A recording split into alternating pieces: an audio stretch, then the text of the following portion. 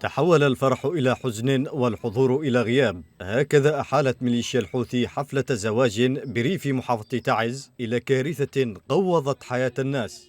8 جرحى من المدنيين. استهدفت ميليشيا الحوثي سيارتهم بقصف بطائرة مسيرة، تعرضوا لإصابات متفرقة، نقلوا على إثرها إلى مشافي المدينة، وأقل ما يوصف به هذا الهجوم بالمجزرة. وما إن انتهت الهدنة الأممية حتى صعدت ميليشيا الحوثي من عملياتها العسكرية على الأرض، وهذه المرة كان وادي حمر بعزلة المجاعشة في مديرية مقبنة جنوب غرب المحافظة مسرحا للجريمة. مصادر محلية في المديرية أكدت أن من بين الضحايا طفلا ومسنين، كما وصف حالة بعضهم بالحرجة. منظمة سام للحقوق والحريات اعتبرت العملية جريمة حرب تستوجب المساءلة، كما قالت إنها تعكس النية الحقيقية لدى الميليشيا باستهداف المدنيين دون الحاجة إلى مساواغات أو أسباب مشروعة. أما في جبهات المدينة وخاصة الغربية، كثفت الميليشيا من عملياتها العسكرية، فمرة بالقصف على مواقع الجيش أو أحياء المدينة، ومرة أخرى بمحاولة تسلل عناصرها باتجاه بعض المواقع سعيا منها لإحراز أي تقدم ميداني.